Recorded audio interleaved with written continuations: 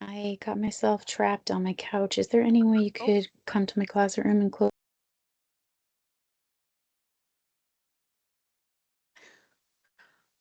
Okay. All right. We do have 3 commissioners, so we will get started. So good afternoon, everyone, and thank you for joining us today for our second workshop for this rulemaking.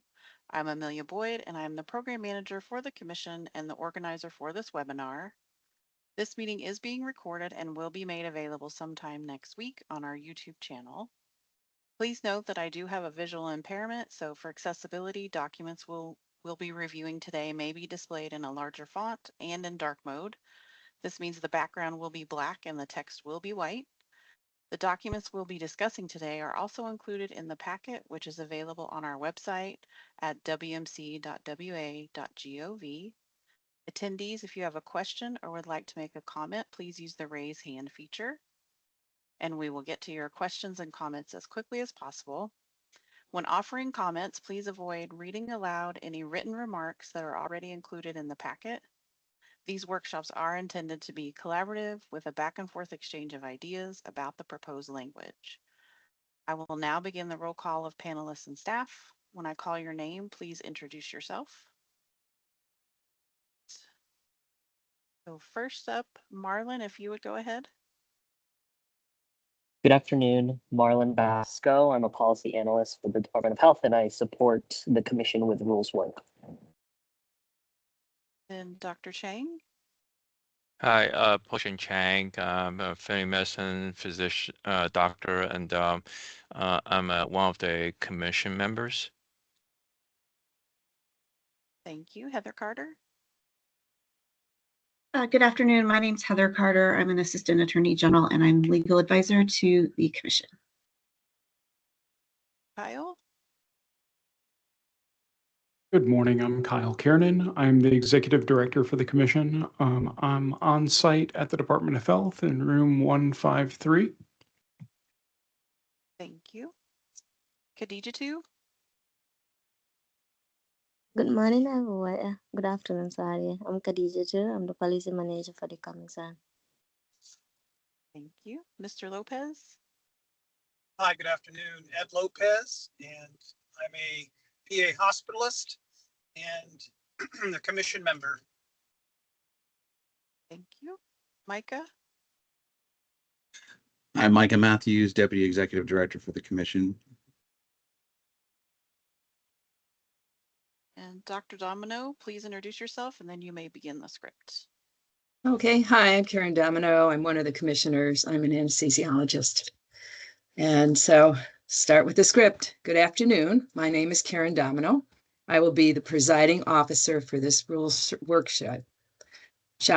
Today is Monday, August 25th, 2025, and it is now 1:05 p.m. This meeting is being held by a Teams webinar and in person at the Department of Health, Town Center 2, room 153, located at 111 Israel Road, Southeast in Tumwater, Washington.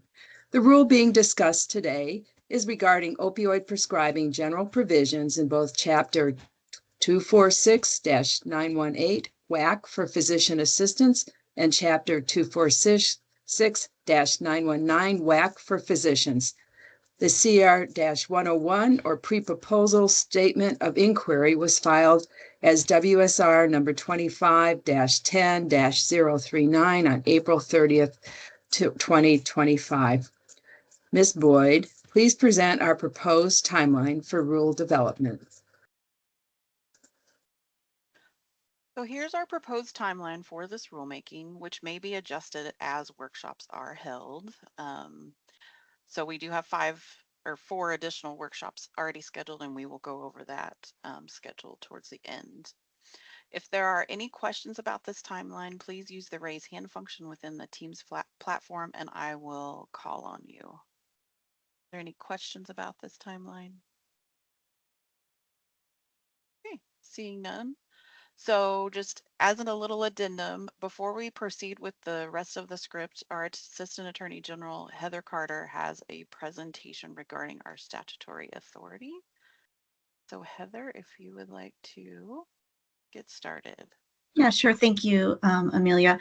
I just wanted to give a quick presentation on the statutory authority for these rules. And so the commission has a sort of a starting place on what your authority is, what limitations there might be, and then what requirements the legislature is looking for. So you can go to the first slide, Amelia. So the commission, this is a citation to the commission's general rulemaking authority. So the commission can adopt rules that are necessary to carry out the Practice Act for physicians and physician assistants. So this is what we call our general rulemaking authority. And next slide. But in addition to that, you do have specific authority granted to you by the legislature, and in fact, requirements to adopt certain pain management rules. You first had rules prior to 2010, but then in 2010, in the Bill 2876, which is codified at 1871-450 RCW, the legislature directed the commission to repeal the existing rules at that time and adopt new rules with the following requirements. And so there's a list of requirements that the legislature was asking you to consider and adopt, and certain guidance that they were looking for to be in those rules. And then next slide. Then again in 2017, the legislature wanted you to amend those rules again. So this was the last round of opioid prescribing rules were done in 2018, or finished up in 2018, adopted by 2019. And the only requirements in this statutory authority was to contain exemptions to the rules, which you've done, and also to consider the agency medical directors group, CDC guidelines, and to consult with DOH, UW, and professional associations for physicians in the state. So that was sort of your latest direction from the legislature to adopt rules. And then the next slide.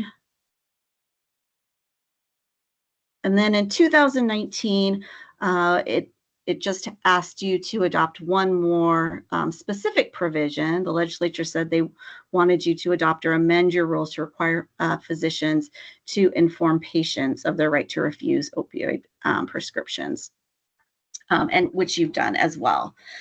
But I wanted to just go over, so you had those in front of you when you're thinking about writing these rules and amending these rules, that the legislature has given you specific authority to write rules on pain management and opioid prescribing, and that there are some provisions that they, while 2010 are still good law, still in law, that you need to consider and maintain those requirements.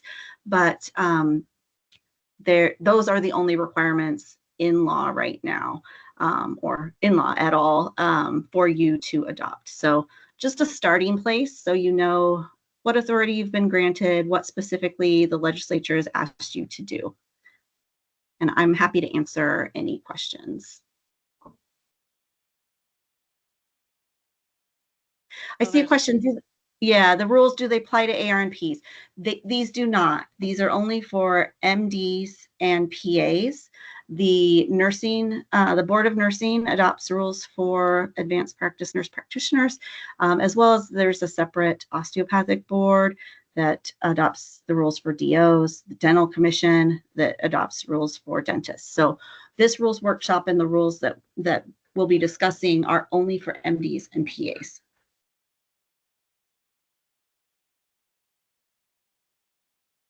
Any other questions? All right, well, thank you. Oh, I see a hand. Cindy, go ahead.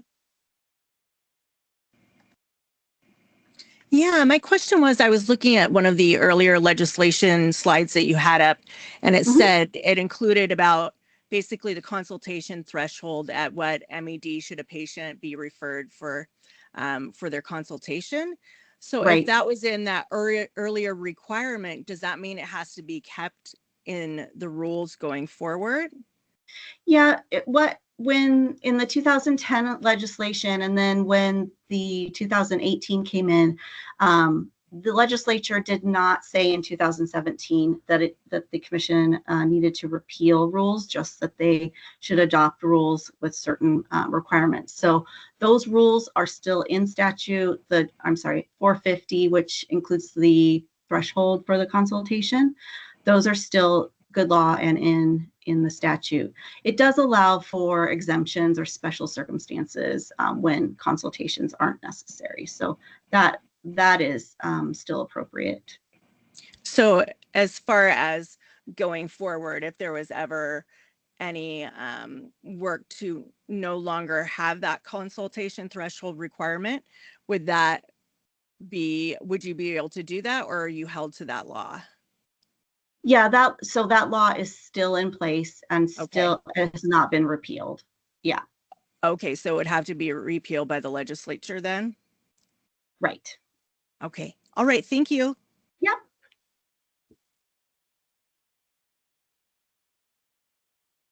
Any other All right, questions thank you. for Heather?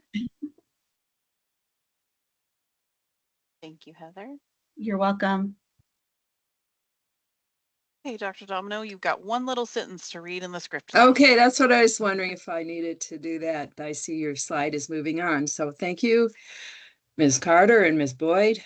Now, Ms. Boyd, please proceed with the presentation on the comments we've received so far.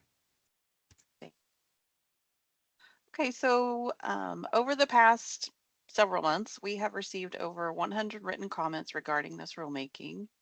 In the comments received as of July 22nd, which was just prior to our first workshop, there were 10 overall requests for changes to the rules, and there were 8 main concerns. And during this workshop, we are going to discuss each request and concern. And then just keep in mind that during this presentation, commissioners and attendees, please feel free to comment and engage in a discussion over each of these. So the first request up for discussion is allow doctors to use professional judgment without fear of punishment or excessive oversight. The current rules do allow for professional judgment. The proposed revisions to the rules reiterate that medical decision-making and collaborating with the patient is best practice. However, a new section as proposed here could be added. So commissioners and attendees, if you would like to discuss this request, you can go for it. Amelia, could you just read it to us? Some of us may have small screens or not, have a phone. Thank you. Sure. So the proposed new section is called Clinical Judgment, and it says that the Commission recognizes that appropriate opioid prescribing requires the exercise of professional clinical judgment. A physician may vary from the specific dosage thresholds or prescribing guidelines in this chapter when such variation is clinically appropriate and supported by documentation in the patient record. A physician who acts in good faith, documents the rationale for their decisions, and meets the standards of care, or the standard of care, shall not be subject to disciplinary action solely for prescribing outside of the dosage recommendations in this chapter.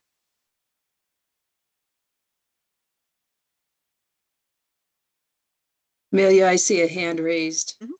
Rose, go ahead. Hey there. So my first question is, are there specific dosage thresholds anywhere in this chapter? Because I was pretty sure there weren't.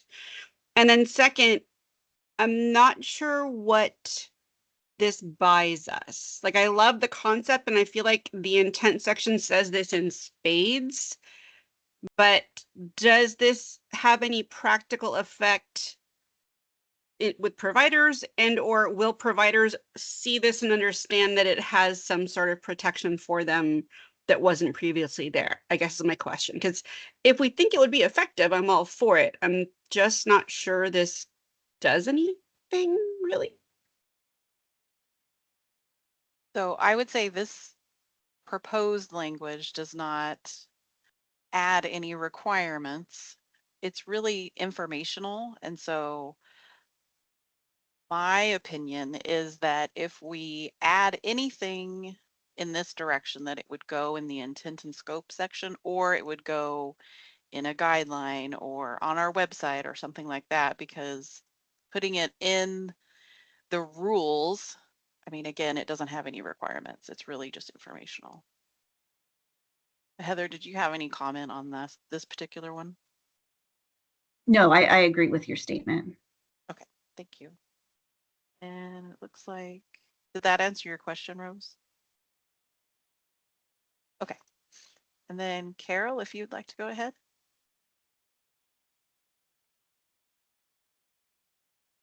If you have your hands raised. Can you hear me? My name is Carol. Oh, I can barely hear you.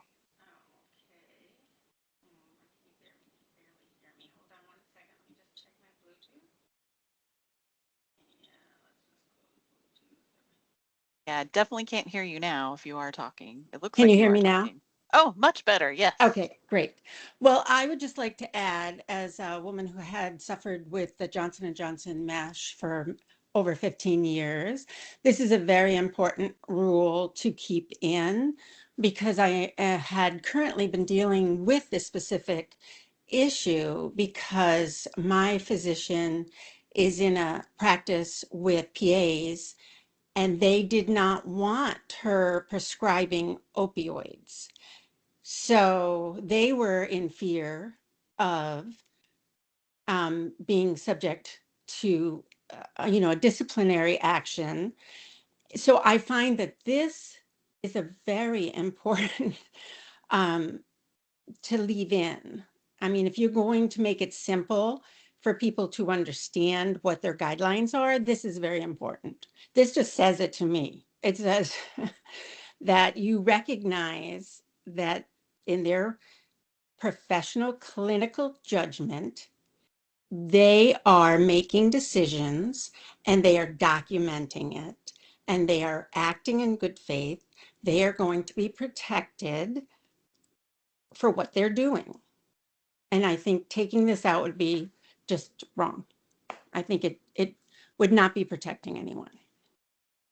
So there's already language in the existing rules prior to any proposal that's in this packet that we have today. There's already language in the existing rules that talks about documenting and things like that. So this doesn't, I mean, it's just a statement really. It doesn't add any requirements. It doesn't really say anything definitive except that they still have to document the rationale for their decisions and that they won't be subject to disciplinary action provided they meet all of these elements. Right, but But isn't the whole purpose of what you are doing right now currently to streamline everything so everyone understands, and to like an interpretive statement to make it clear and concise? And so, I mean, just reiterating it, I don't think hurts anything. It just reiterates it. So if you didn't get it the first time, you're going to get it this time. So and I just I think, agree with that, but I don't know that it needs to be in the body of the rules. I think it would make more sense to put it in the intent and scope. okay, right, all right. Because that sort of lays the groundwork for what the intent of the rules following that intent and scope section are for. Okay. So, and we don't have to make any decisions, commissioners. You don't have to make any decisions today based on this presentation. This is really just for discussion and to sort of address the comments that we've received already, since there were so many. So, do any of the commissioners have any comments about this particular proposal? Ms. Boyd, may I speak? Go for it. Yes, hi. As a provider as well as a commissioner, I'd like to speak in support of the statement. What it does is it adds clarity to physicians and PAs who are concerned about being disciplined for prescribing out of the recommended norms of morphine equivalents. And there's a considerable amount of fear and loathing going on today about the issue of overprescribing narcotics. And what this does is it clarifies to the prescriber that it is very clear that if you need to provide medication for your patient, that as long as you have a true clinical reason to do it and you document it properly, that you will not face any disciplinary action, despite what some might think or feel or complain about. Thank you, Ed. So would you be okay with us putting something like this in the intent and scope, or do you feel like it needs to be in with the rest of the rule language with the requirements? I think it speaks to intent. Yep. Okay. And I do too. And I like this statement. Okay. We will find a place for this in our intent and scope section, and it'll be part of the draft for the next workshop then. And then there's a question in the chat from Sarah that says, could there be language specifying that the language applies to all physicians, not just pain management physicians? So chapter 246919 WAC is for all physicians. I think we could add something in that specifies that, but it is for all physicians. That entire chapter is for all physicians. So we don't, call out pain management physicians for every part of the opioid prescribing sections. So I think that is, maybe it's implied and not, plain to all physicians that prescribe opioids, but it does apply to all physicians that prescribe opioids. Agreed. I thought it was clear it was all physicians. It doesn't specifically mention pain management physicians. Thank you for your feedback.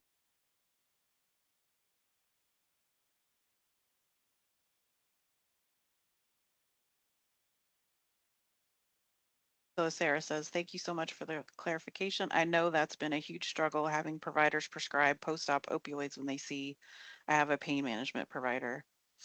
And we are going to try to address that piece as well in this new draft, because I do know we are aware that that is an issue. Okay, any other comments about this particular request?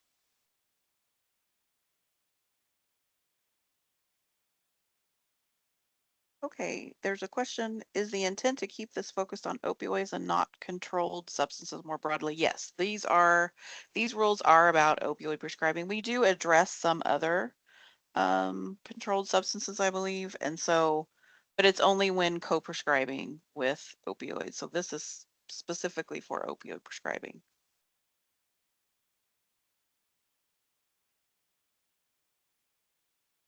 Okay, I'm going to move on to request number 2. So request number 2 is to remove rigid dosage limits like MME caps and one-size-fits-all rules to enable personalized pain management. So our rules currently do not impose rigid MME caps and instead emphasize individualized care and the use of clinical judgment.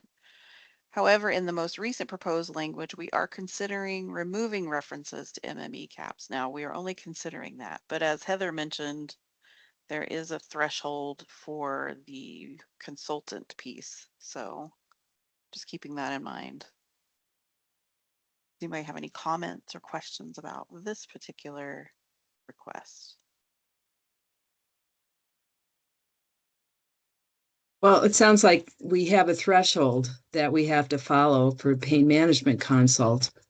But otherwise, the rules are written in such a way, I think, that exists in terms of what we know. One size doesn't fit all. I think a lot of it is one of interpretation by a number of primary cares, perhaps, and other physicians. Thank you, Dr. Domino. Go ahead, Rose. Yeah, all of the MME dosage limits are coming from outside the house. They are not in these rules. They are in outside guidelines, which providers do see, obviously. But the one place that we do still have MME limits specifically called out is in the definitions for risk, low and high risk and moderate risk, very specifically call out very specific dosages based on zero credible evidence whatsoever. And so I submitted a request that like maybe we toss that out. Risk should be based on patient behavior, history of addiction or misuse or aberrant behavior, not based on dose alone, because the dose alone does not indicate any level of risk, really, whether that patient's going to misuse. So other than that, yeah, I don't think we do have any actual MME numbers anywhere in here other than the legislatively required referral threshold.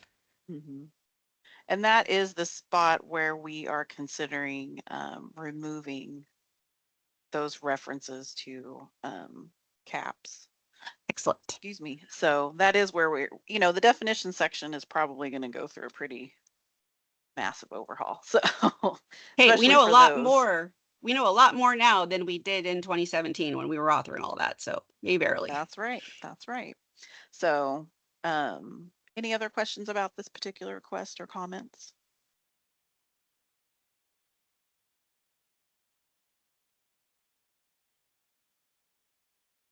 So request number 3 is to reduce mandatory referrals or forced consultations with pain specialists when patients have stable, effective care with their current providers. So the rules do already allow discretion to not refer. Like providers can choose not to consult with a pain specialist if they document a clinical reason, which is in 246919935. And then there's no absolute mandate to refer solely based on MME if clinical reasoning is documented. And then what may be missing is there's currently no explicit exemption for stable patients who are doing well under current care. And then just as a note, in the most recent proposed language, which is in this packet, the materials for this workshop, we are considering adding an exemption possibly for high impact chronic pain patients. And then the rules right now do not state affirmatively that effective, stable treatment can continue without referral.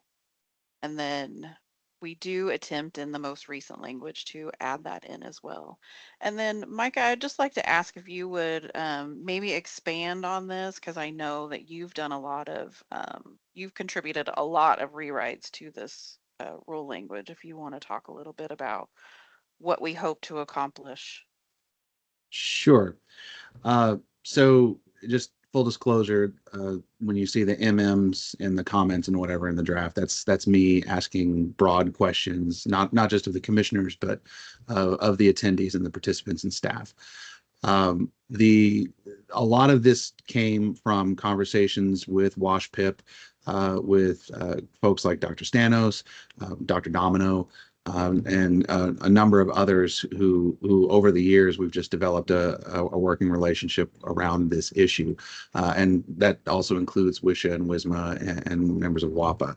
And so really the I guess the bugaboo that we've been trying to figure out is how do we deal with the stable non-escalating dose patients, the ones that write in and say, I've been on the same dose for 15 years and my doctor retired and now they're trying to force me down to like 30 MED.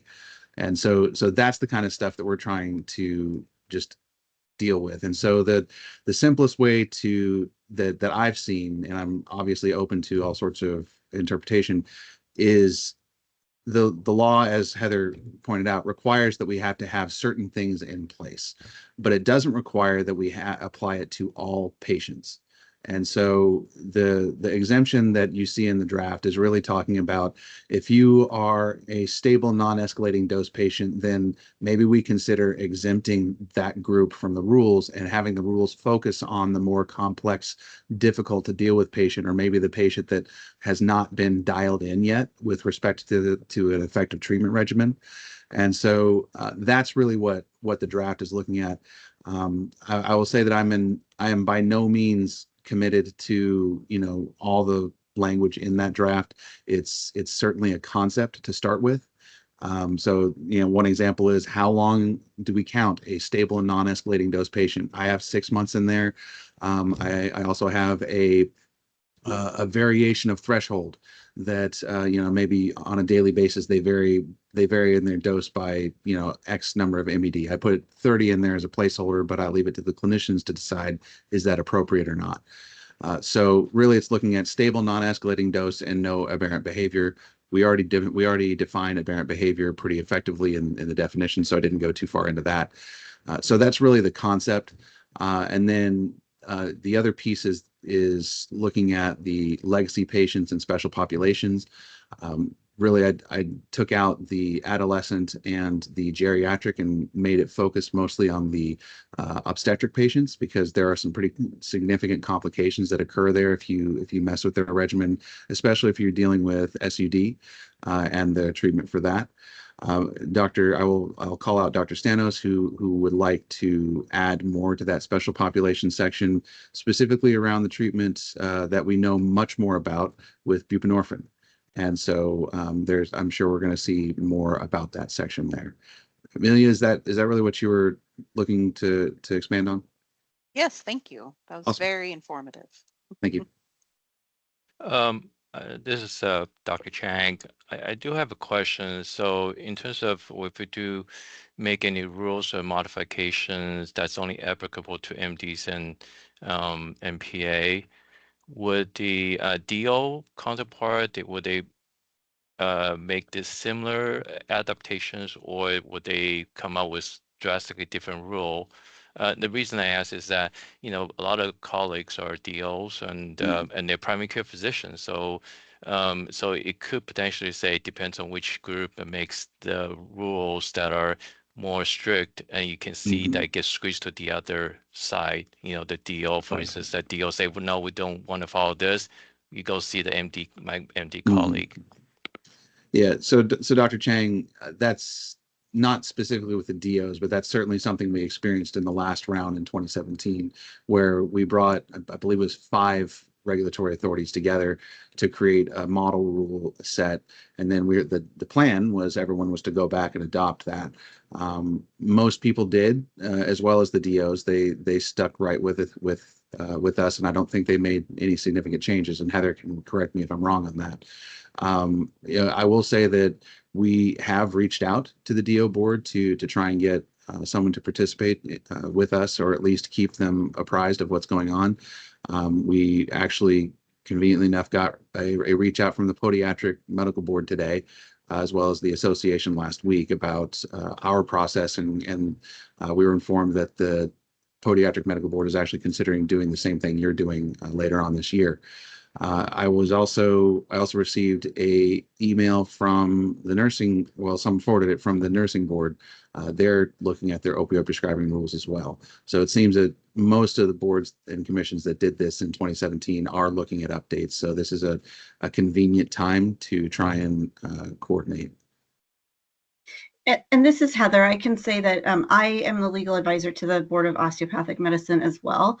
And I did notice today that their program manager is on this this call. So they definitely are tracking what you're doing. And I would say generally, when the medical commission updates a rule, they look at it and will generally adopt the same or very, very similar language for their rules. So they try to stay, they understand, you guys understand that it needs to be consistent across all physicians, whether MD or DO.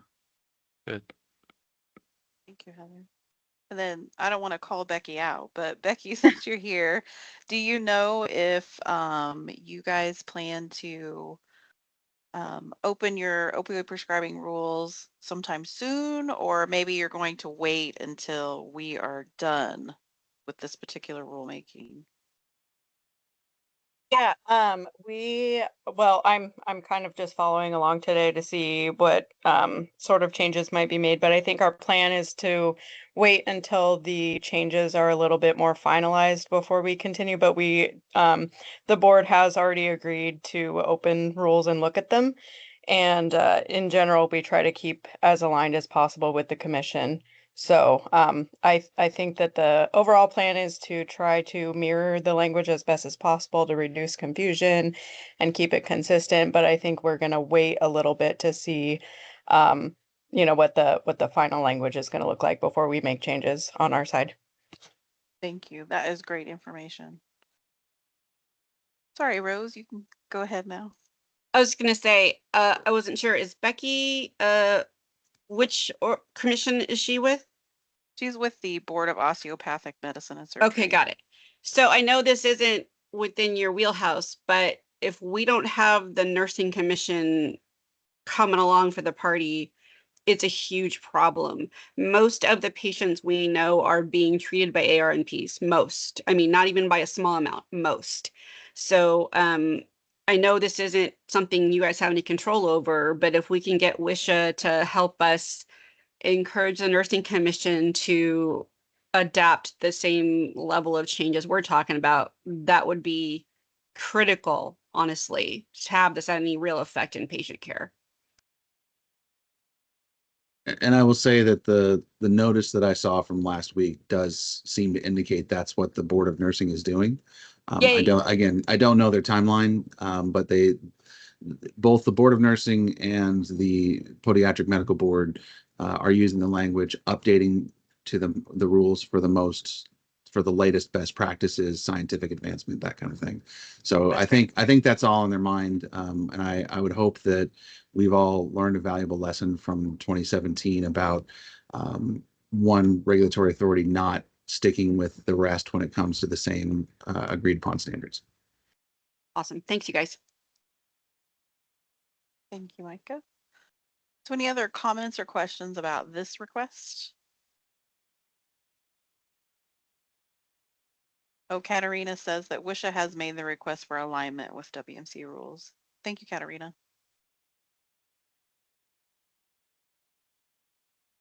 Okay. Along to number 4. So the fourth request is ensure access to adequate opioid prescriptions and other pain medications without unnecessary barriers or stigmatization. So as we've been saying, the rules do recognize professional judgment and support individualized treatment plans, affirming that practitioners may prescribe opioids when there is a legitimate medical purpose, provided the rationale is appropriately documented. I would like for us to have a conversation about stigmatization. I don't know how we can regulate out a patient being stigmatized. It may be more appropriate to put something like that in,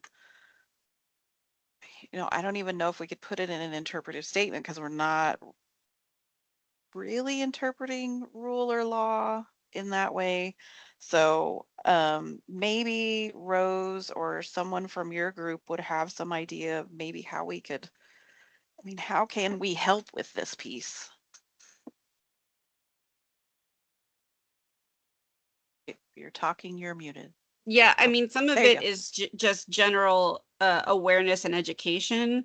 Like we've got stats that show even as recently a couple of years ago, primary care doctors wouldn't accept patients who are on long-term opioids, even when those patients are not asking them to prescribe them. They just don't want to get involved because that's going to be a complex patient. That's going to be a lot of time. That's going to be hard to bill. I just don't want to mess with that.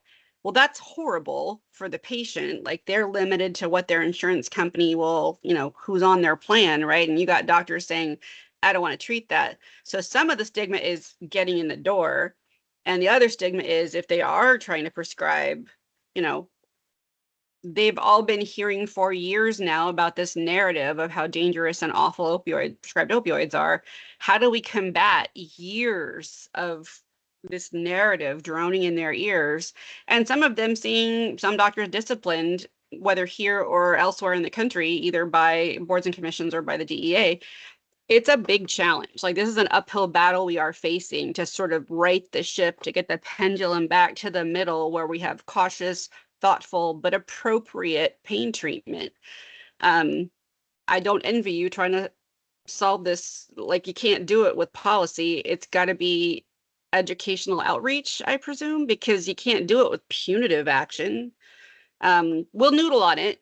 and see if we can think of anything that you guys could do to help with this, other than sort of continue to reinforce the messaging, which you have already been doing, that say the undertreatment of pain is out of standard of care and you can't do that. That's helpful, but it's not enough because people are still facing barriers and stigma. They just are. Thank you. So I know that when we passed our rules back in 2019 related to 1427, we did do like a traveling training where we went all over the state and we went to hospitals and doctors' offices and things like that to do presentations about, what the rules say and what they don't say and things like that. And so I mean, I know that we've talked about it in the past doing that again. I think we could also create sort of a static training that we can just post to our website that talks about, you shouldn't stigmatize patients and things like that. And then, you know, I don't know if Jimmy's here, but she could talk about what CMEs we could offer for that. And I think, MDs are supposed to get 200 hours of CMEs I think it's 2 years or 4 years. Is it 4 years? 4 years. Okay.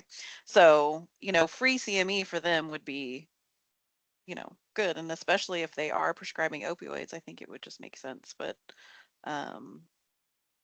yeah, I mean, if you and your group could think about that some, and we'll obviously be thinking about it too, how we can help with this particular situation.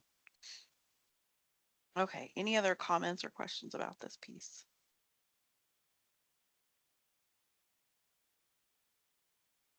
Moving on to number 5. So this kind of ties into the previous one. It says educate providers about chronic pain management responsibilities and patients' rights to proper treatment. So in the intent and scope section, it does emphasize that the rules are designed to ensure safe and effective pain management and that practitioners have a responsibility to assess and monitor patients. And then there's a section about continuing education. It's 246-919-945. And it requires a one-time continuing medical education on best practices in opioid prescribing. And they can meet that requirement just by reading the rules. So if they read the rules and say that they've read them, then they can meet that requirement. And then there's no rule right now requiring education on patient rights in pain care. And there's no mention in our rules that patients have a right to individualize adequate pain management or pain treatment. So we don't specifically say that they have a right to it. And then there's no requirement for providers to receive periodic training in managing chronic pain beyond the one-time CME. And then, we can talk about requiring more CME. We are going to get pushback from the associations if we require more CME. Go ahead, Micah. Just on the CME portion, so there are various items within the rules that require, CME, whether it's one time. There's recommendation currently about long-acting opioids. Specifically, I think there's a reference to Suboxone and understanding how its half-life is not like other opioids. With respect to the 200 hours every 4 years, we intentionally do not require a lot of specific trainings.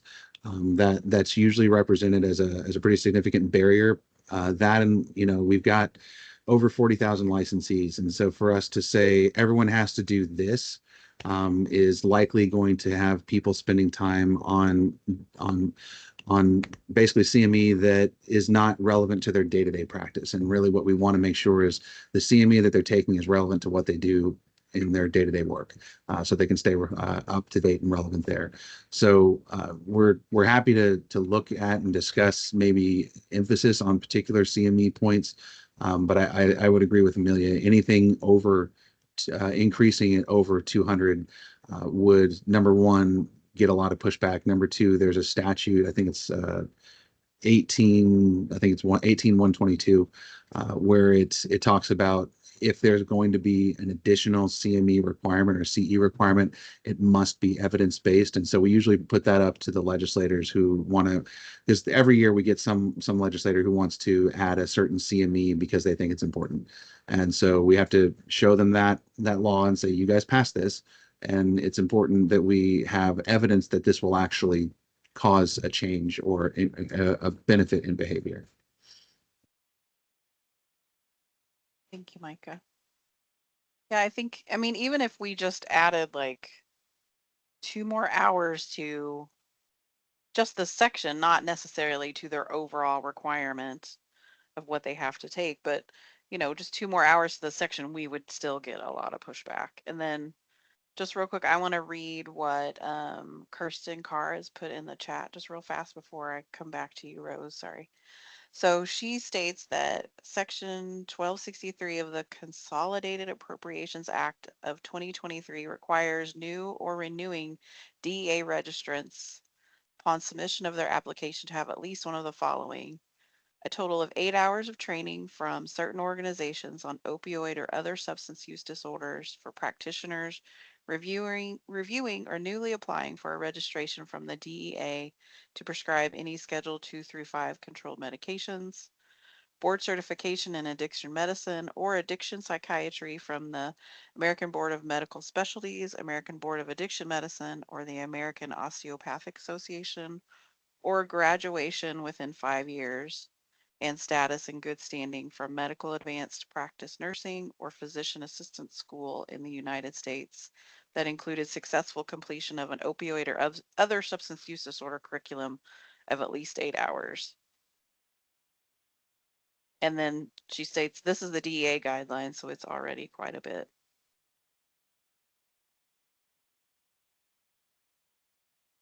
So I think for me, I would want to know like more about what these trainings, like what's the substance of those trainings, which is something we can look into. Go ahead, Rose. If I can just say, it's very clear that the DEA is a law enforcement operation, not medicine, because 8 hours on substance use disorder, 0 on effective pain management and how to prescribe opioids safely and effectively. Wouldn't that also be, I don't know, a little bit helpful for, medical professionals, crazies? And then the other thing I was going to say is, while it seems appealing to like require CMEs on how to treat chronic pain patients, that's just going to throw another roadblock up to professionals who are going to go, oh, hell with that. I can't squeeze in another CME, another non-billable hour. I've already got all these other CMEs I got to do. I'm just not going to treat chronic pain.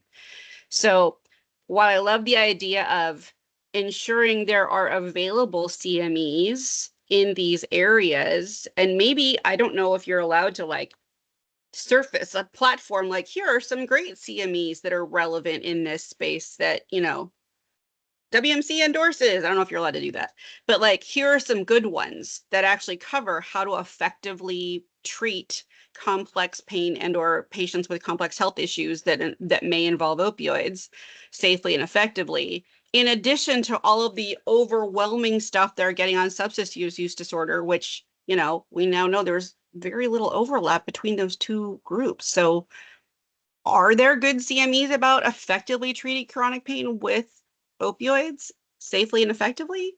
I don't know. Thank you, Rose. So to your point about whether we can, quote, endorse a training, typically no, especially if it costs money. Like if it's a free training, I think we can say, not that we endorse it, but we can say there's this free training you can take. And then we can certainly offer our own training. And obviously we would endorse our own training. But yeah, go ahead, Micah. I'm trying to find the actual WAC that says it, but we explicitly do not endorse specific CMEs. The one time we have was the suicide prevention CME that was developed by the Department of Health at the direction of legislation. And in that case, we don't actually endorse anything. The CME provider has to apply to be on the model list that is out on DOH's website. So we don't even endorse it. They have to like apply to be on that list, and then someone vets the substance of the training. So we don't even like the medical commission doesn't directly endorse it. It's really the DOH just maintains a list of approved trainings. So anyway, just a little history lesson about the. That's the whack in the chat for anybody that needs it. So if the WMC came up with their own training and applied for it to be on the DOH page, could you then recommend your own training? So we wouldn't have to apply for it to be on that. It's Okay. that piece is specific to the suicide prevention because they're all health professionals are required to take a one-time, I think it's 6 hours training on suicide prevention. And that was from 7 years ago or so. And the folks providing the training have to be on that model list. And that's the only training. The ones that are on that model list are the only ones that fulfill the requirement that's in law. So they have to take them. So, but yeah, if we created our own, then yeah, we could put it on our website, and we could obviously advertise it and things like that. So. And to be clear, we do regularly. We've Yeah. got a CME program that we get accredited through an AMA affiliate, and we offer CMEs all the time. It's just not that we are going to go out to a non-WMC developed CME and say we endorse this one. That's Right. the bigger issue. Got it. Go ahead, Dr. Stanos. I'm just going to mention, I mean, there's the REMS programs that are, given to multiple companies, CME companies across the country, and those are in person, and there's modules that providers and prescribers can take, and a lot of those are free as well. So I don't know if those are things you could post that they could attend a REMS course, because that's what those programs were set up to do, the very thing, to hopefully improve pain management, basic best practices. So I'm just throwing that out. And I know AMA has a lot of resources and linked to CME approved courses as well. Thank you for that.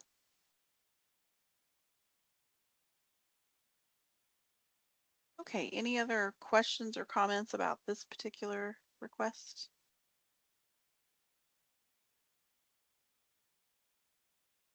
Chugging along. All right, so request number 6 is prevent forced travel or burdensome requirements on patients for pain management. This one came up several times in the comments we received. And then for this one, I would need some input from Heather on this request. I'm not sure how we could regulate this piece. I can offer that we could clarify that referrals to specialists should be clinically justified and not based solely on policy or regulatory fear, and encourage providers to consider patient access, mobility, and financial leadership when managing chronic pain. But I would need some input from Heather on, I don't think that we could. Yeah, I don't know. Yeah, I don't know how your regulations would prevent this other than, like you said, the consultations. I think you already say those can happen virtually or by telephone, those sorts of things, which I think can reduce travel. But you would have to, yeah, I would have to see a proposal because I don't know how some of the requirements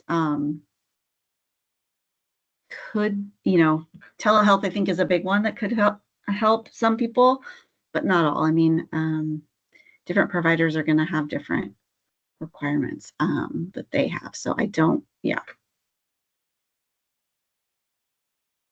Oh, let's see. Thank you, Heather. Go ahead, Micah. Sure. So I'm going to add two things, and then Kirsten commented. So when we're talking about a consultation, they're not necessarily going to be prescribing.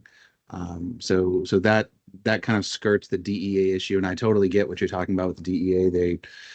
They've only taken like 12 years to do something that Congress has ordered them to do 3 times, which has come up with a telemedicine registration. And when they proposed it. It was roundly rejected by something like 42,000 comments. So they're going back to the drawing board on that. In our draft, there are a couple of issues that I think could address some of this. So the first one is, I think going back to possibly even 2015, we have had a correspondence where someone asked, okay, if I went to and sat in on Project Echo, which is the pain management consultation thing out of UW.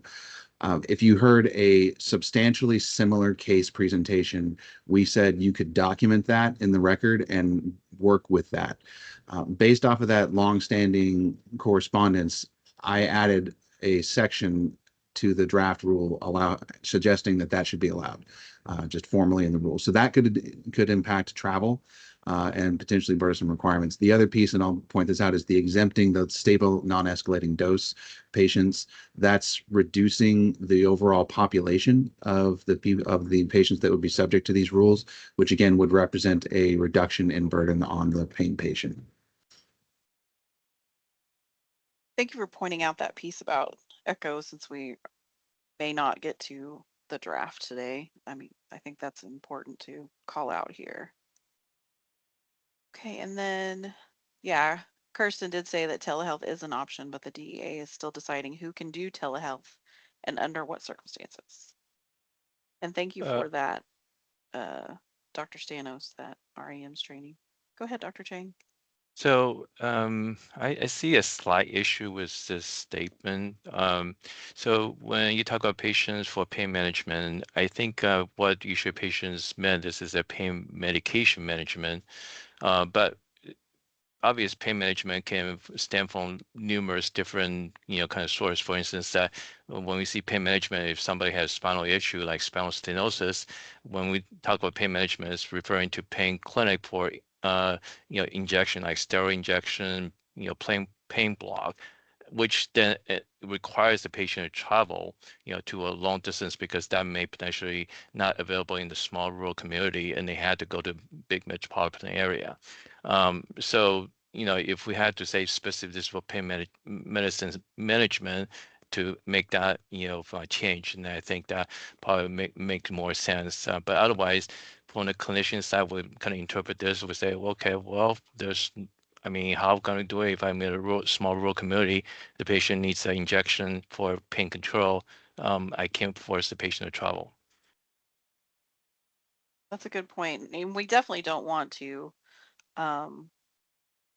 cause there to be more confusion or restrictions for patients. So that's a good point. Thank you. Okay, any other questions or comments about this request? Right. On to number 7. So request number 7 is recognize chronic pain patients' needs separately from substance use disorder policies to avoid undertreatment. And Rose did speak about that briefly. And so my question is, how can our rules address this issue? We do define substance use disorder to differentiate SUD from chronic pain management. There's a possibility that we could clarify that chronic pain treatment is a medical need while SUD treatment focuses on identifying and treating misuse. We could add to our interpretive statements on opioid prescribing that instructs practitioners to avoid applying generalized SUD-related risk assumptions to patients with stable, long-term opioid therapy for chronic pain. And to Micah's point, he has mentioned a few times that, we would like to exempt patients who are not on a non-escalating dose and things like that. So just with that in mind, does anybody have any comments or points? Well, just to add on, Amelia, I know in my side conversations with Dr. Stanos, I do expect him to submit some comments around this issue with the latest science. I don't pretend to understand the latest science in it, so I'm counting on the clinicians to do their part with this. Okay, excellent. Thank you. This is Rose. I loved this when I saw it because of the overwhelming narrative that's been going on for so long when people think prescribed opioids, they immediately think SUD, not like, oh, do I have a patient here with a medical need? Where like, if you look at the DSM-5, it basically says like, hey, do you have a patient with a diagnosed pain issue? Do they have they displayed any aberrant behaviors? Do they have any history of misuse or overdose events? If not, that patient does not have an SUD. They have a clinical medical need for pain relief. It is just really that simple.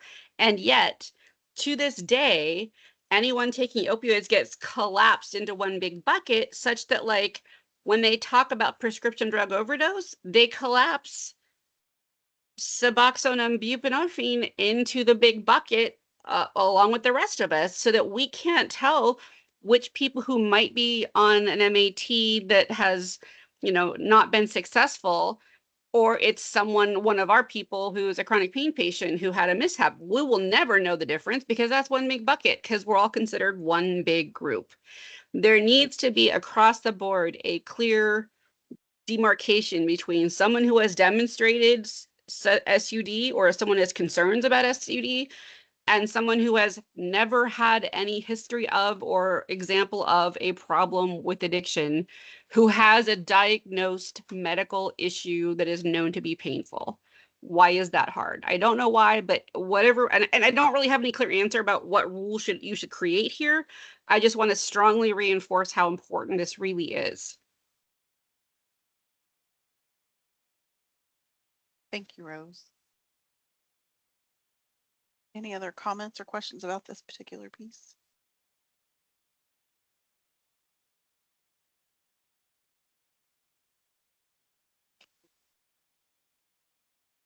Go ahead, Tamara.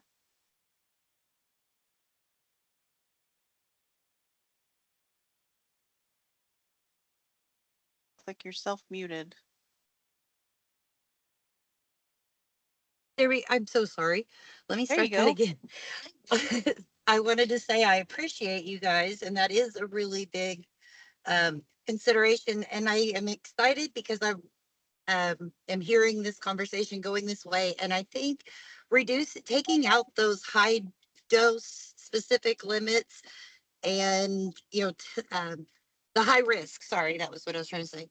Removing the words high risk or the dose limits from high risk, that will reduce a lot of the bias, that will reduce a lot of that, and possibly not put that label in their minds when they're looking at our charts, when they don't have to see those high risk, low risk, based on just doses, based on just that. I think that's going to help a lot of everything we've talked about today.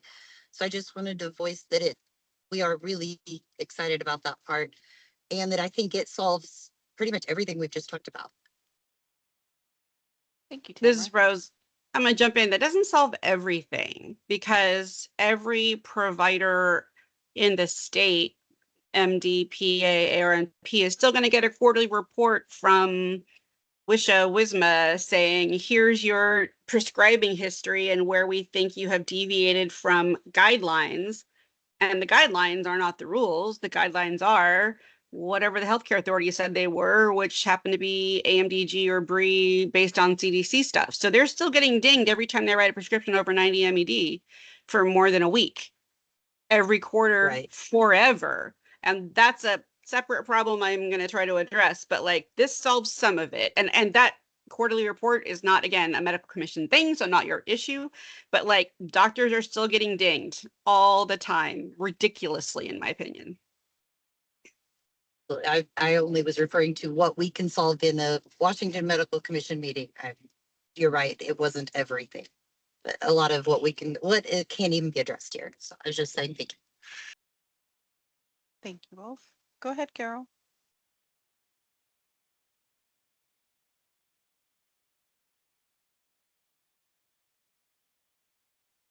Are self-muted if you're trying to speak. I know. Carol. Can you There hear you me go. now? Yep. And thank you. I did not thank you the first time I spoke. I do want to thank all of you for all that you do. It's a lot of work, and just really appreciate your time and your efforts. What are they getting dinged? What does ding mean? They still get dinged. Oh, sorry. This is Rose. I'll speak to that. There's a program that was intended allegedly to be educational to providers to give them a sanity check on how their controlled substance prescribing differed compared to their peers and or compared to some guidelines.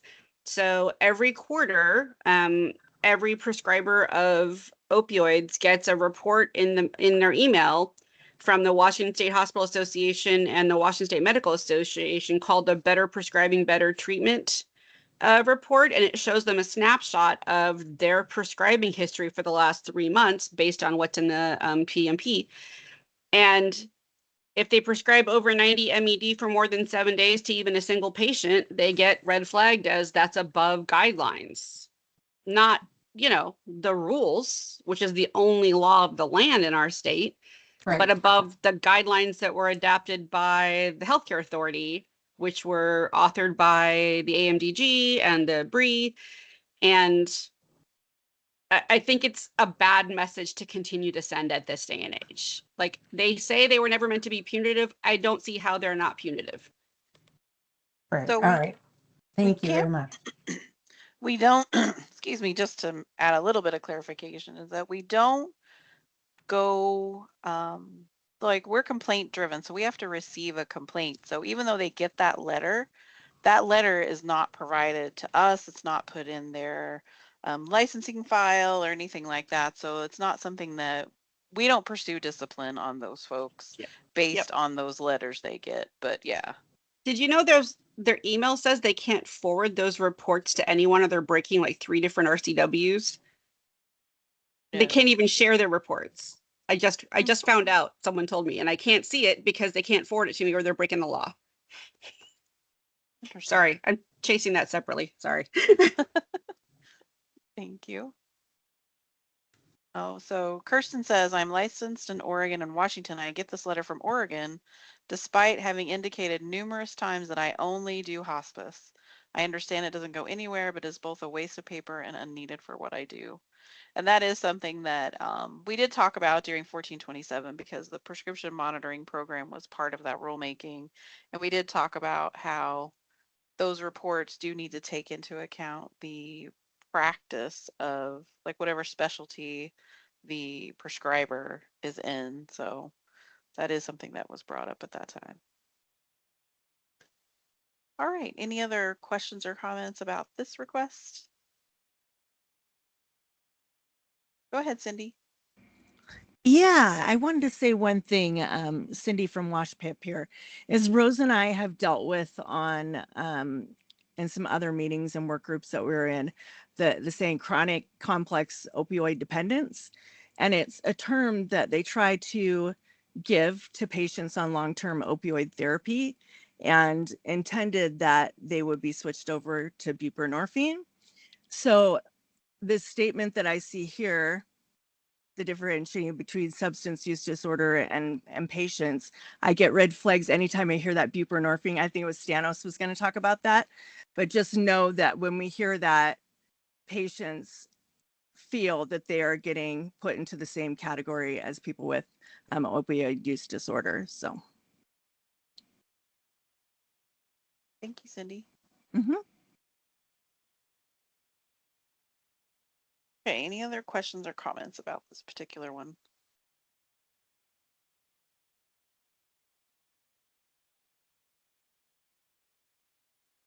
Great. So request number 8 is to address stigma and mistrust from pharmacies, emergency rooms, and healthcare providers toward pain patients. So for this particular one, we would not be able to address this piece simply because we only regulate MDs, PAs, and certified anesthesiologist assistants now. So this would be an ask for pharmacy. I mean, emergency rooms, we regulate some of the folks that work in emergency rooms. And then, but like the pharmacists, I mean, there is a pharmacy commission. You would have to probably put this forward to them. But does anyone else have any comments, or, my main question is how, if we could address this in rule, how would we do that? What would it look like? maybe Heather. Go ahead, Micah. Yeah, so I'll just speak to this and the conversations that I've had with WashPIP and specifically WISMA. This is a long-standing frustration, and so the issues that we're hitting here are, CDC guidelines and how those change and hospitals or clinics will use those as their rules as opposed to what our rules actually say. You also got the reports that are going to pharmacies and to some degree us after the opioid lawsuits against the producers, the distributors, the retailers, and so you're seeing this reactionary thing that we really don't have a lot of direct control, not all, any direct control over that. And we generally hear about it at the tail end when we receive a letter saying, "What is this?" Kyle actually gets those letters directly, so I'll leave him to comment more.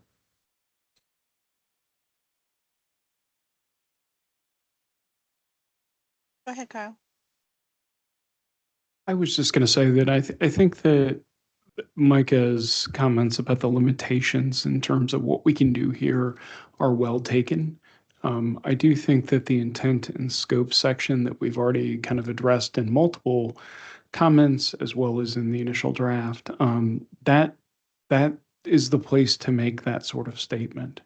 We deal with our colleagues in other professions all the time, and you have to recognize that when it comes down to the big picture, the commission really only has direct influence over MDs and PAs. Full stop.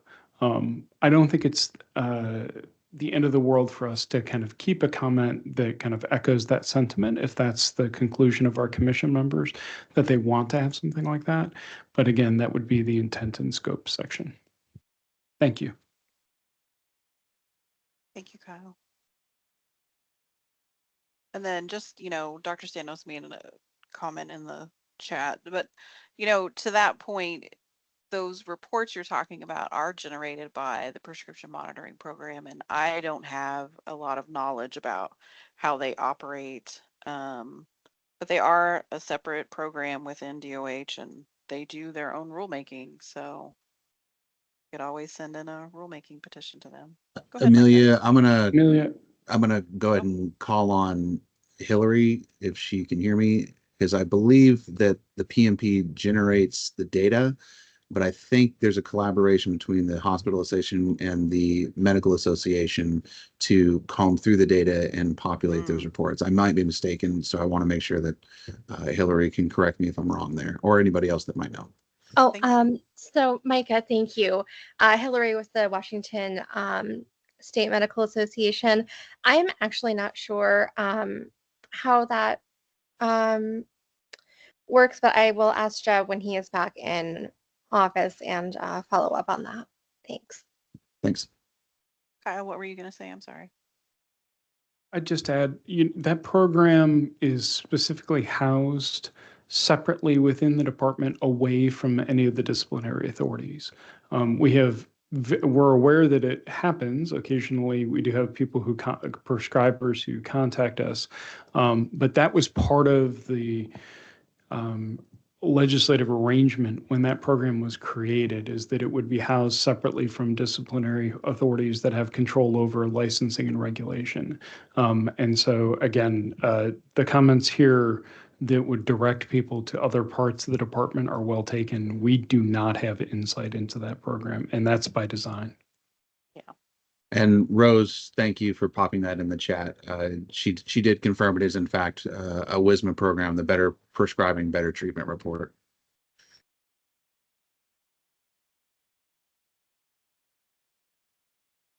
I'm just going to read your comment real quick, Rose. It says the Better Prescribing, what is it? Better Prescribing? Better treatment. Better treatment reports. Each quarter, the WISMA sends prescribers in the state an opioid prescribing feedback report using data from the state prescription monitoring program.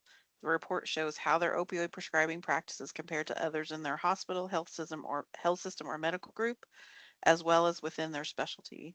It has now expanded to include acute benzodiazepine sedative prescribing reports and acute, I can never say this word, buprenorphine prescribing reports. Well, there's just some background information on that report. Thank you, Rose. Okay, any other questions or comments about this particular piece? Just a comment about that report, which I never liked. That report is actually unmasked because you can actually see every doctor's name that ever prescribed opioid on that. So when they say you can compare with a colleague, you basically knows which doctor's prescribing. It's not a kind of anonymous data. Thank you. Go ahead, Ed. So, yeah, I'd like to echo that. I don't know of any prescriber, physician, or PA who welcomes that report.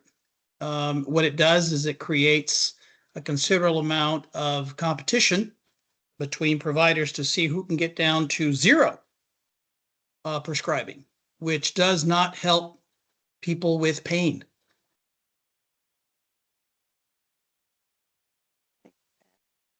And I'll just I'll put my head on the chopping block, so to speak, and say that I remember why this happened legislatively, and I'll just say that anecdotally, sometimes you agree to something that's not as bad to forestall something worse or ward off something worse, and I assure you, this is the not as bad.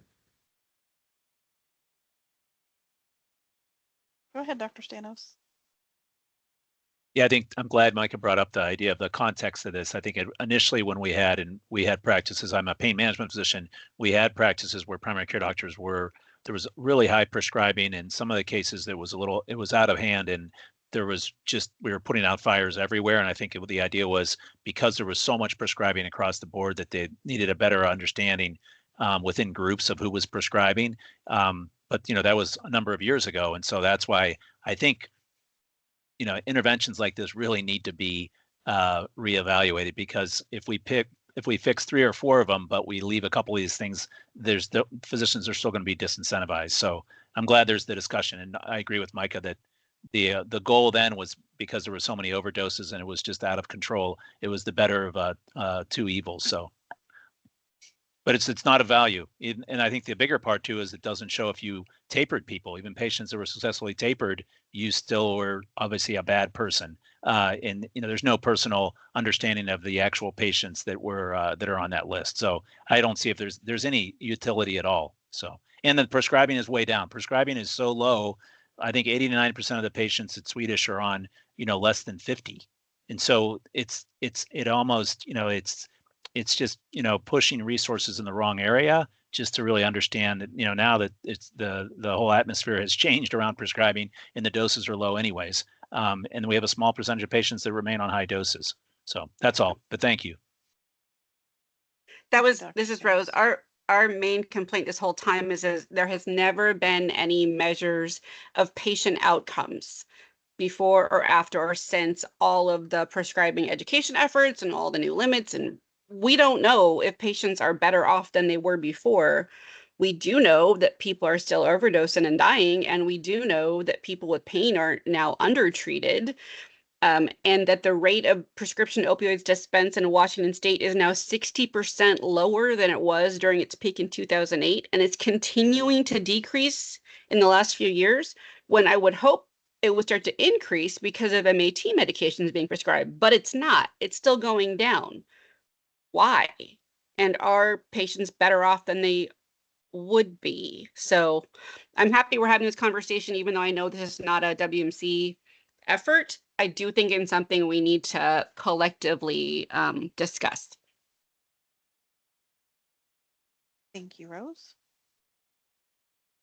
Okay, any other comments or questions about this one? Very good conversation. Okay, request number 9 is to improve communication and coordination among providers to better support chronic pain care. And then this is another one where I would just need some information on how we can address this in rule. WAC 246919930 does outline circumstances under which a physician should consider referring a patient for additional evaluation and treatment, and then particularly chronic pain patients who are under 18 years of age who are or who are potential high-risk patients. Now, if we remove that definition, then we may need to revise that subsection in particular. But I would just put this out there, like, how would we, the medical commission, regulate this piece? How could we add more information about how to improve communication and coordination? Go ahead, Micah. One other thing that is in the rules currently is the polypharmacy section requires that prescribers who are prescribing opioids and or forgetting the other two, the soma and the sleep aids and all that stuff, they have to coordinate if they know reasonably that their common patient is getting co-prescribing. Thank you. Go ahead, Rose. Are there rules in general about anywhere else about healthcare providers having to ensure effective communication about patient care with other providers? Or is it only specifically in this space? That's a good question. I'm not Because aware of our rules saying that. It's and here's where we struggle with rules is they're kind of supposed to be the floor, and right. coordinating with other practitioners and is basic standard of care. Right. So my answer is going to be, I don't think you should add a rule here. Add yet another shall or must that doctors got to do, or else they fail out, is going to be yet another barrier that people will worry about.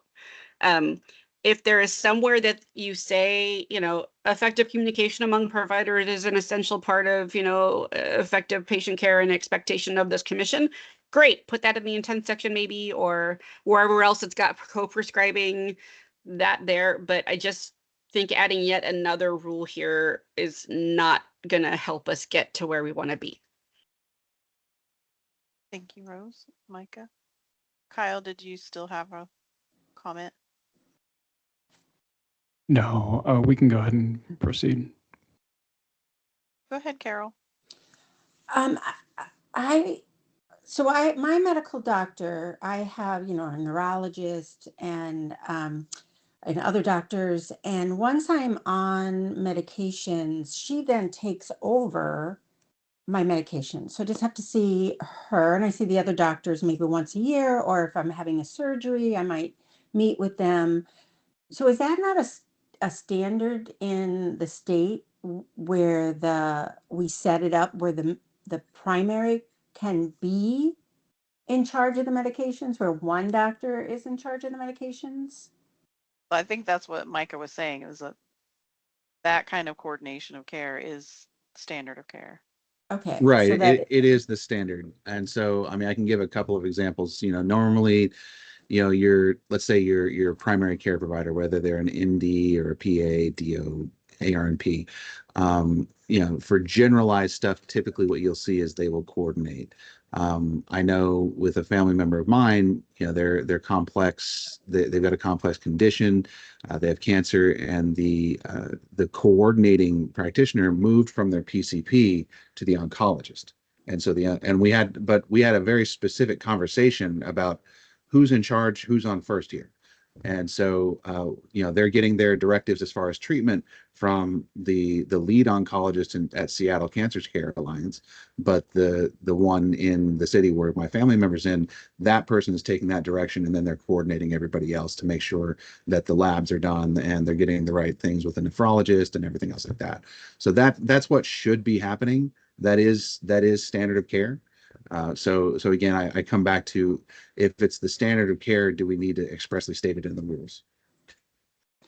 Well, that's the way we're doing it. And I just wonder, is that the way other doctors are doing it? If it is, then in my opinion, you don't need it. But if you don't know if that's what doctors are doing, if there's concerns about that, then I, as a layperson, would say it needs to stay in there, or it needs to be made sure it's interpreted correctly, or they understand that is what they can and cannot do. So that's just my input. But thank you. Thank you, Carol. Any other comments or questions about this piece? Okay, and our final request is update rules to balance safety with maintaining patients' quality of life and dignity. So this, much like the other ones, it would be difficult to regulate.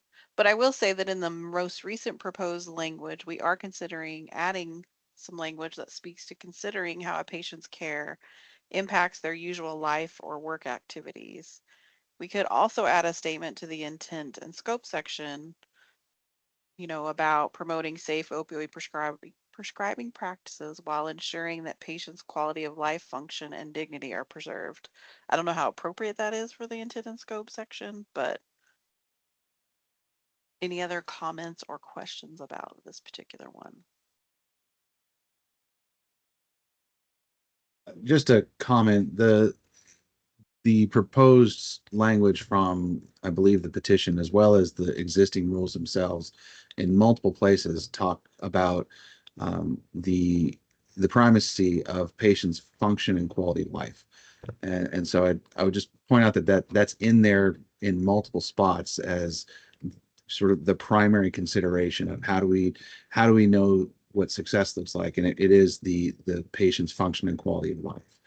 So if we are going to add that, then we need to make sure that it's added in a relevant way. I think our intent section is already 5 pages long. So, and as you've so capably pointed out, Amelia, the intent section doesn't actually have mandate ability. It's what our intent is, not what the requirements are.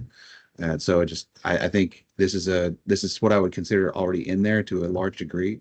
But if we do need to add something to clarify, let's be tacticians as how we apply it. Thank you, Micah. And to your comment, Rose, that is something we are trying to add in a way that makes sense for regulatory language. It's hard to balance that. So that is something we are trying to add. I will say, I do think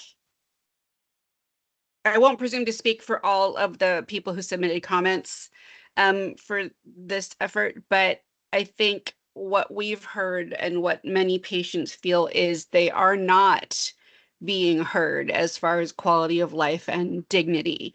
When they are refused treatment, when they are denied pain relief, when they are stuck because there's another drug shortage and no one is listening or cares, what they are not getting is respect and dignity. So even though it doesn't have the force of a mandate and it's maybe already in there, I would love if and when you're sending out the next interpretive statement for whatever these land on being, that a focus on we have heard that patients have not been having a quality of life. They've not heard, they don't feel like they're getting respect or dignity from the overwhelming healthcare system, not necessarily specific providers, but that is a thing that has been lacking in these recent years when the focus has been on limiting prescriptions at whatever the cost. This is what's been lost by patients, and there's no way to quantify it. No one's measuring that. There are no outcomes being captured. So this is just a theme that I think is important to remember. Thank you, Rose. And this is something we are trying to incorporate in some way. So, and then I did see your comment, Sarah, and that is a good point that coordination of care can fall to the patient sometimes. And then Kirsten says, as a death with dignity MAID provider, I am curious if anyone feels that mentioning this as a specific exemption under 850 will help providers offer all end-of-life care they are able to uphold patient dignity, or if the reading of the law feels inclusive of this. So we don't have, I mean, we obviously we have an exemption for palliative care and for or palliative pain patients and or palliative patients and then hospice patients. I've not ever thought about this particular question, so I think I'd want a little bit of opinion from Heather because I'm not familiar enough with the death with dignity statute to definitively say if someone goes down that pathway that they become exempt from other medical care rules or statutes. So I think we'd need to take that back and research a little bit. Yeah, I agree. I don't know off the top of my head. I would have to look at that as well. thank you for bringing that up though, Kirsten. Okay, any other? And then Carol says maintaining patients' quality of life and dignity is an important component, which makes complete sense to include. That is a good point too. Okay, any other questions or comments about this particular piece?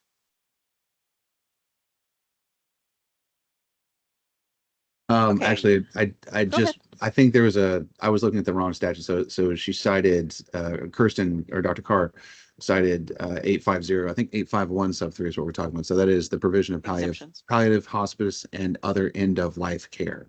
Yeah. So I guess that would be the question: is does death with dignity land under that last piece of end of life care? And that's, I guess, something we can bring back as an answer maybe next time. Yeah. Yeah, we'll look into that piece. And no worries, Kirsten. We would No figure worries. it out, but It happens. yeah. But yeah, we will look into that piece and bring some information back at a future workshop. Okay. So now we're going to move to the overall concerns. So basically, I'm just going to present these to you. You can talk about them if you want. These are really just informational and I mean, they should help guide us as we consider revisions to the draft language. So the main concern, number one main concern, is that there are overly rigid dosage limits. Now we have discussed these. Um, Commenters do strongly oppose fixed morphine MME caps or thresholds. They advocate for removing, quote, one size fits all dosage restrictions and allowing individualized treatment based on patient need. And then many were calling for trusting providers' clinical judgment over numeric limits. And we have talked about that kind of at length during this particular workshop, and that is something that we are striving for in our rules.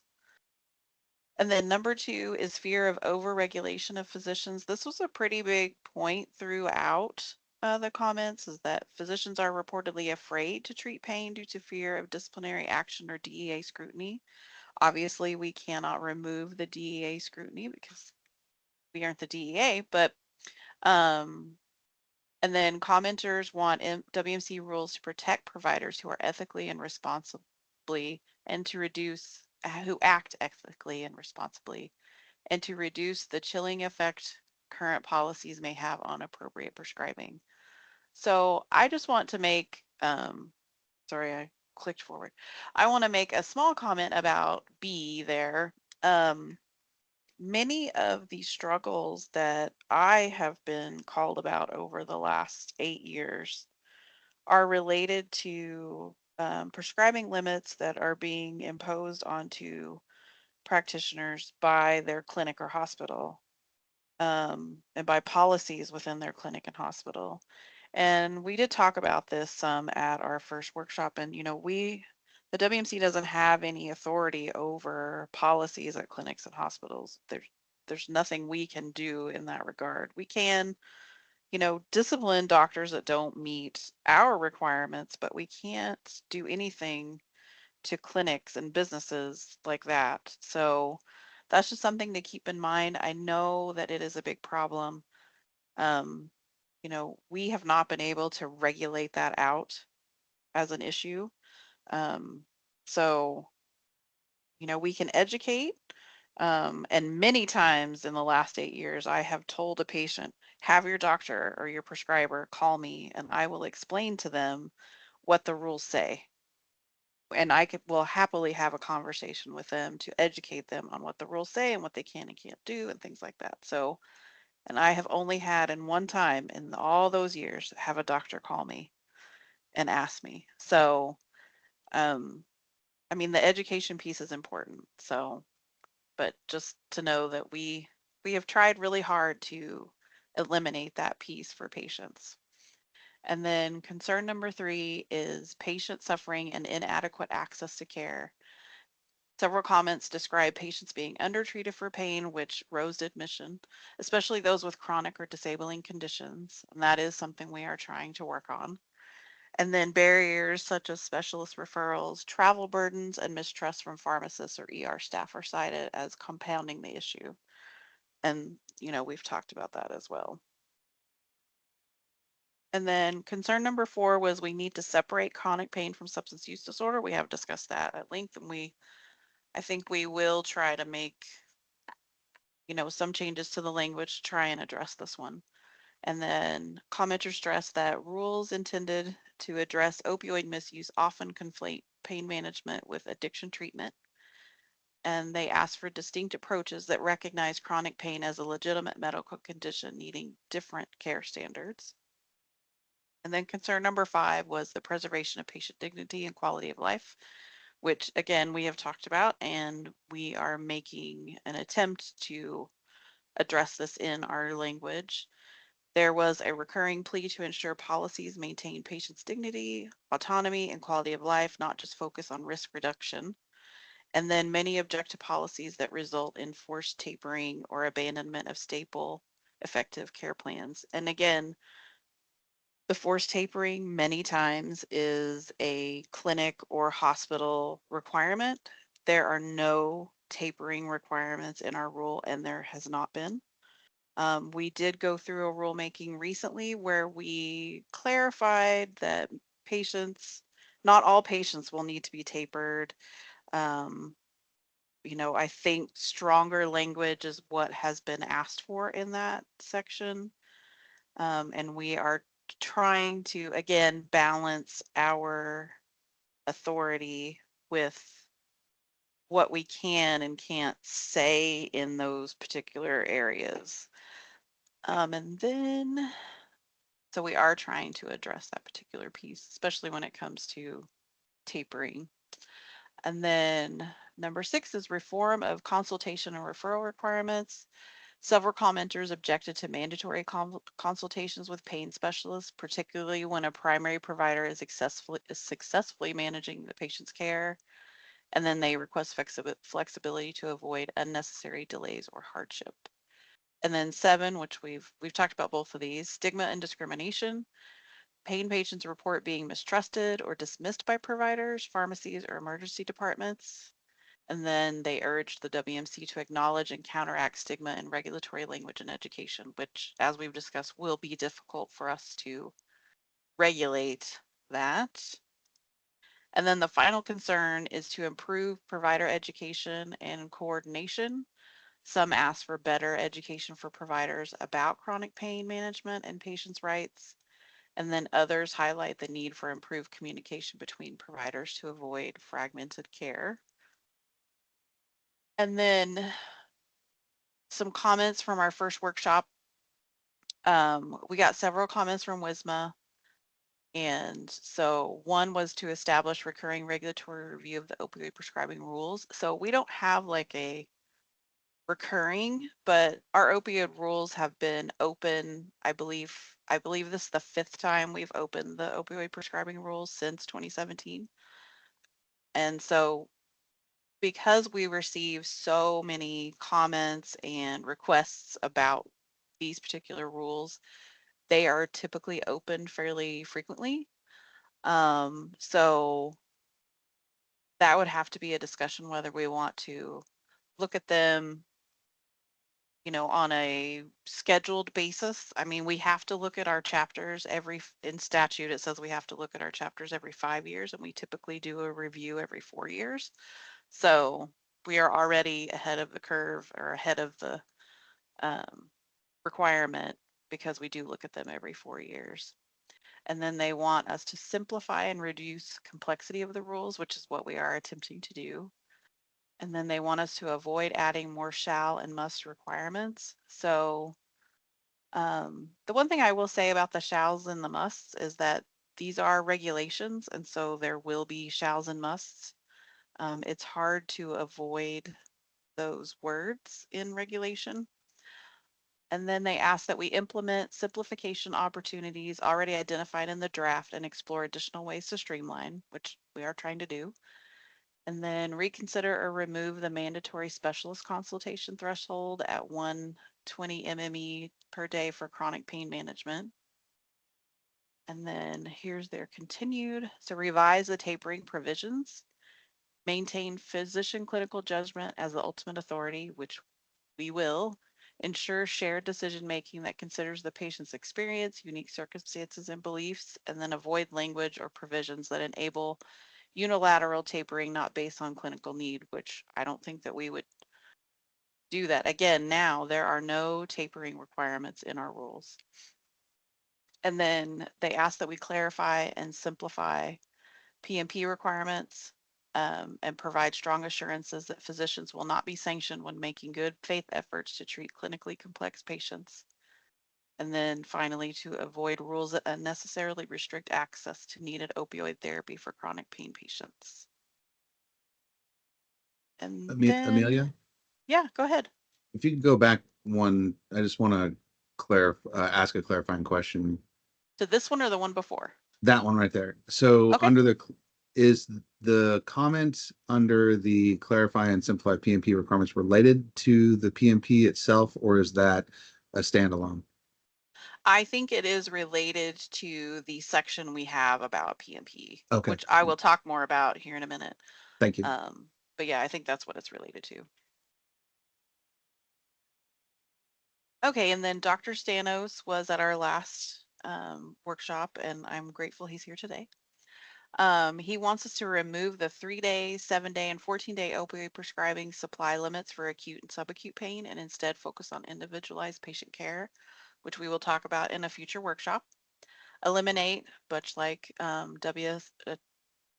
WISMA, they want us to eliminate the 120 MME threshold for mandatory chronic pain specialist referral, replacing with an individualized patient assessment approach. And then update the rules to reflect current science on buprenorphine,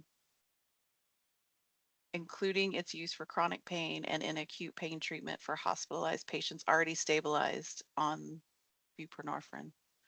And then include a definition for high impact chronic pain, which is, we did take like a first stab at adding that definition into the draft that's in the packet. Again, we won't get to the draft today, but maybe at a future workshop we can discuss more about what we want that to say. And Micah has some other ideas for that area too.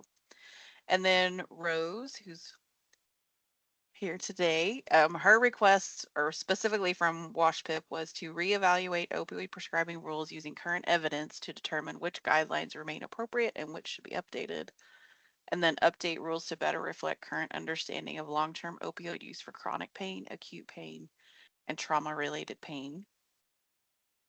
And then Susan Olson, she wants us to address how post-surgical pain management is handled for chronic pain patients to ensure prescriptions are written correctly rather than instructing patients to alter existing medication schedules. And what she means by that is she's been told, she's already on opioids, and so she's had a surgery, and then they tell her, oh, just up your opioids, but then the opioids you're already taking, but then she runs out too early and then can't get a refill because she ran out too early. So I think that's probably be a good idea for us to address that in some way. And then ensure documentation accurately reflects the intended treatment to prevent misunderstanding or misinterpretation as inappropriate requests for medication. And then we received some comments from James Hanna, who wants us to clarify how patients can receive needed care when pain management clinics decline involvement, including allowing primary care providers to treat without increased scrutiny. Which we did talk about that a little bit too when we were talking about coordinating care. And then reduce regulatory or administrative barriers that discourage primary care providers from helping patients in these situations. So, with all that in mind, for some of our future workshops, we will focus on the prescription monitoring program subsection that is ours. And we will talk, I need to do some research on the PMP section and compare it to what they have in their rules and, just see what we can and can't do in that particular section. And then, because we've gotten several requests for changes. And then so comment number 111 that is in the packet is from Maria Higginbotham and her partner Tamara, and they are requesting that we take a really deep look at they've done like a comparison of RCWs and our WACs and things like that. And so we will probably focus on that. I need to do a crosswalk of their requests against what we have already and things like that. So we will discuss that at a future workshop, but it is in the packet for folks to see and read. And then if you do have comments about either of these items, you can be sure to send them to, you can post them on our opioid prescribing rules page. There's a page specifically for this rulemaking. And then you can also send them to medical.rules@wmc.wa.gov. Those come to me. And then we did have one hand raised. Does anyone have any questions or comments about all of those things I just talked about? Go ahead, Susan. I have a question. So on the comment I made when it talks about clarification, was the second part of my comment, where you ensure documentation accurately reflects. So I'm talking, and part of that I'm talking about the PMP, and I don't know if that's something that you guys can address or not. And one of the two problems I see with the PMP is when there's a shortage of opiates and we get a prescription filled, and now the prescription has to be split. And so you're going to multiple pharmacies when that's not your norm. And when you look at the PMP, if a provider looks at that PMP, now it looks like you're not consistent in your care. Is there any way that the PMP can list that the reason the prescription is split is because a lack of ability to fill the complete prescription? And then the other thing I have concern with the PMP is I'll be given prescriptions like lorazepam for an MRI because of anxiety. And you'll see a prescription for 2 pills, but a lot of times you can't see why that medication was given or that it was just a short-term thing. Is there any way to address those concerns? Because I know, some prescribers really have issues when they see benzos and opiates, but you're not using benzos regularly. It's being used for one specific procedure and that's it. Does that make sense? It does make sense. And those are things that we will have to look into and then get back to you because I can't really answer that right off the cuff right now, but I will definitely look into that. Okay, thank you. Hold on just a moment. Amelia, I can address a little bit of that. So first off, anything that's going to be included in the PMP is generally a decision that the PMP program makes, largely within their rule set. There are things that they do need to bring to us, like adding I think there was a desire to add gabapentin to the PMP a few years back, and they had to go and get the sign off on a bunch of regulators. And at the time, the medical commission said, no, we don't think that's a need. Adding, I guess that I'm of two minds on adding clinical indications to the PMP. Number one, we've always maintained that the PMP data itself is not actionable. It's good, it's informative, but you have to have the medical record along with it in order to understand the what's and the whys. And at this point, I feel like it's a pretty good separation, because as we've seen through various things in the past, say 2 years, databases that have a lot of valuable information can be used to great good, but if they are opened up to actors who don't want to use them for those purposes, it can be pretty detrimental. Actually had a state agency who wanted to get access to the PMP data. They had no expertise whatsoever clinically or with PMP data at all. And it was thankfully shut down by the Attorney General's office. But it's just one example. That was on the state level. Well, that's before we start talking about law enforcement and the federal level. So while it does sound like a good idea, there are significant considerations to think about when adding more detail about a person to something that is so personal as the PMP. Thank you, Micah. If I could, this is Rose, if I could jump in. I think, Carol, you have a very valid concern that, like, because specifically of the drug shortages, providers are having to write new prescriptions for different drugs, different quantities, different dosages. You have to go to different pharmacies all over. And that is all captured in the PMP. But again, that data, the people who would most directly impact your care are those same providers who are well aware that the drug shortages alone are causing this chaos. So they're going to be the ones looking at the PMP data and going, oh, that's right. I had to rewrite that prescription again, and you had to go to some other pharmacy again. So as long as it is human people looking at that data, I don't think we have cause for concern. If we start talking about, AI scraping that data and doing calculations, that's a different thing entirely. But for now, it's humans, and I think we're okay.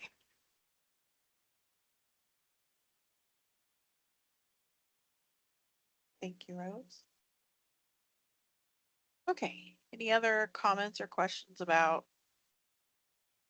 these comments from the last workshop? Okay. Okay, Dr. Domino, you can continue with the script now. Okay, do you want me to close this out, Amelia? It seems like So- we've already dealt with the comments. Yep, we've dealt with the comments. So the next thing is just, I'm going to talk about next steps. Okay, well, we'll stop here for now. Thanks for everyone's participation. We really appreciate all the input and feedback from everybody. Ms. Boyd, will you now outline the next steps? So as I mentioned earlier, for this rulemaking, the next steps are additional workshops. And here's the dates that we have set. The dates and times are subject to change, but the registration links are available on the rules progress page of our website. There's a table there that just has all the rules workshops that we have coming up. And you can register for all of them there. If the date or time does change for any of these workshops, if you've registered, you'll receive an email letting you know when that new date or time is. And then I would just like to thank everyone for coming today, and we had a really great discussion. I think we've made a lot of progress today, even though we didn't get to talk about the draft language. I think we've addressed a lot of those comments that we already received, which can be overwhelming. So yeah, but Dr. Domino, if you'd like to continue. All right, so are there any questions about the schedule or the rules process? Seeing none. If there no one else wishes to speak, I will close the workshop. Thanks everyone for joining this workshop today. See you, everyone. Thank you, everyone.